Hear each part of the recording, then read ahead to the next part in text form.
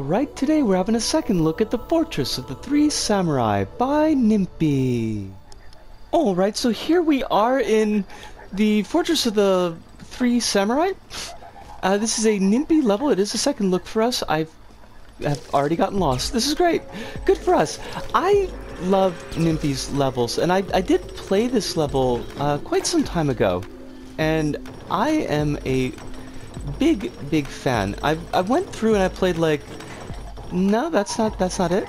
I went through and I played like about 6 of ninpy's levels before this one, just to kind of get into the feel. Because it's been a long time since I've looked at one of ninpy's works, and got a lot of hallmarks of levels that I really enjoy. You got a lot of physics-based movements. You got a lot of physics-based... I don't even want to mess with that thing. You got a lot of physics-based contraptions that I always appreciate, but it is something we're going to talk about. Physics, not always your friend, and unfortunately, that is kind of one down point to ninpy's levels, that sometimes just the way that physics work, and you end up getting, oops, that was my fault, that wasn't a physics fault. You end up eating a bit of poo, sometimes. Oh, what am I doing wrong? What am I doing wrong? I drop down, rush.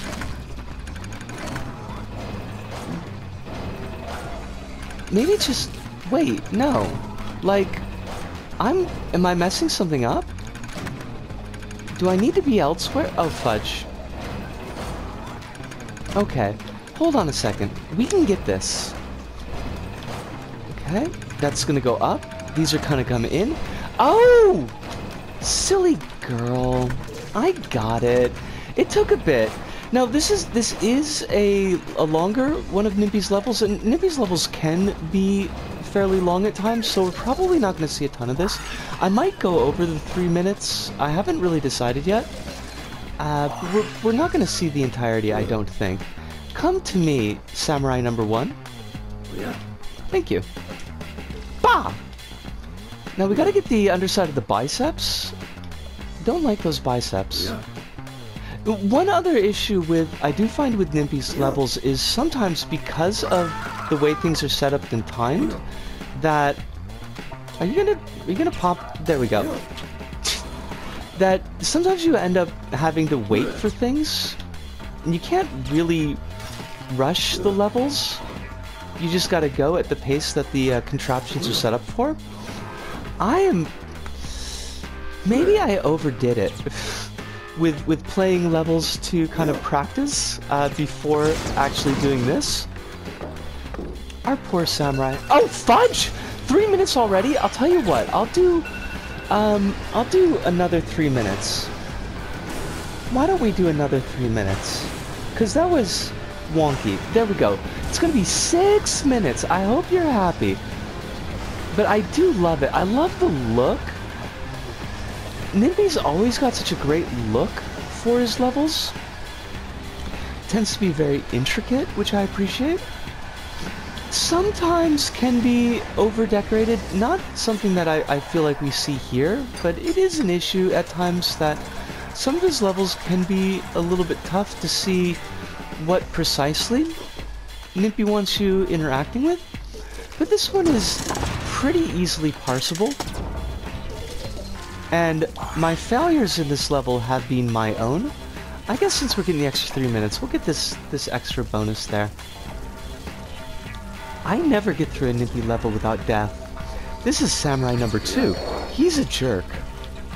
I don't know if he's a jerk. Like, he might be very nice, might care very much for his mom, but also kind of a jerk. Look at this dude. This dude thinks he's so cool with his little spear and his magic helmet. Don't forget, spear and magic helmet. Not to be messed with. Fudge, get up there. No, don't buggery. We can do this. Come on. Yosh! Samurai number 2, you are down and out. Taken out of the fight by us, because we are amazing. did I want to do that? Yes, I did. Now, there's something up there, and I want it. But will we be able to get it? And the answer is yes. Now, also, this does have the benefit of being of one of my favorite sets of LBP1. I really enjoyed the island's theme. I realize that is probably like a little bit cliche, considering that I do live in Japan, but I've always thought that the island's theme had a really nice look to it. I am flooping this. Terribly. Terribly flooping. I am so sorry. Bisco, get your stuff together, girl. There we go. See? I can... Don't laugh at me because I'm beautiful. But also amazing. But sometimes beautiful. But I usually don't feel that way. So we'll stick with... I don't really feel amazing either, to be honest, but let's do it. This is Samurai number 3. He has nipples. I mean, I don't think those are supposed to be nipples, honestly. I think they're just on his pauldrons. But... Oh, fudge! No! No, we must... I have to beat Samurai number 3. You can hear in the background, I'm sure. My alarm. I know that you're ringing. Just be cool, alarm. There. I have taken out the samurai's nipples, or pauldrons, as the case may be, but we're gonna go with nipples. And this is, we're supposed to be family friendly here, but sometimes you've got to point out when samurais just hanging nipples like that. You know, could you not, though? Oh, fudge. Fudge. There, okay, see? Easy. This is all easy. You could do this in your sleep, because you are an amazing player. I'm just kind of like an okay player. Come on. Just be cool, dude. See? Look at that. Look at how good, easy that was. Oh, fudge! See, Sumo changed the button to X. Anyways, we're gonna go back to the hub. We played the whole thing, and we're gonna go back to the hub. We're gonna talk about it there. See yas! And we're back, and the Fortress of the Three Samurai by ninpy, and I would say it's absolutely a very solid on green circle. In and of itself, it's an excellent level, and it's in a style that I really appreciate personally, but also I think that it does a really good and really accessible job of showcasing ninpy's strengths as a creator. And one of the big things that I really enjoy about ninpy's levels is the sense of presentation and theming that he's got going on. We see here on display here this kind of gamified, LBP-1ified, feudal Japan style, and all the material choices, the decoration choices, the shaping and the architecture of the level, it all fits together in that theme really quite well. Now, as a point that some folks might complain about in this department, and I can see the complaint, using the Savannah theme instead of the Islands interactive music for the level, I do think that the Savannah theme carries the action a little bit better, and I do think it's a good choice, but some people might feel that it's a little out of place, and that's not unfair. Now, another really big point that ninpy's well known for, and perhaps the point that he's most well known for, is his engineering and his mechanical skills, particularly in really big contraptions, really big pieces of engineering, and we definitely see that on display here with the titular 3 samurai that you end up fighting. You've got that kind of knuckle dragger style that fights in almost a style similar to the Collector. You've got the spear dude who's stabbing at you, and then you've got the shuriken samurai, the third one that we fight. And all of them are really big, massive contraptions. They've got a lot of moving parts, and the timing on them is all really well done. It kits together excellently. It does, I think, especially in the third fight, does showcase one downside of using this type of mechanism, this type of physics-based gameplay, that sometimes the physics rubs up against itself, particularly when you've got materials that are really close together. We can see that the samurai is trying to pull up the ground to allow us access to those bounce pads to hit the pauldrons. And in this time that I played, that wasn't actually able to pull up the ground on the left side, and it was just the way that physics works sometimes. And we do see that in display, I think, in others of ninpy's levels as well, because there's just so many moving parts. There's so many things rubbing up against each other that sometimes it breaks down. Sometimes it doesn't quite work the way that you expect. But along with these really big creations, I do find the smaller mechanicals in ninpy's levels, I really tend to appreciate those, especially because I think that they're a little bit easier to grasp for creators, just like how this was done as an example. I think the drawbridge that we see, where you gotta operate it with the jetpack, is a really good example of that, where you can actually see how the parts are moving and interacting with each other if you wanted to do something like that yourself.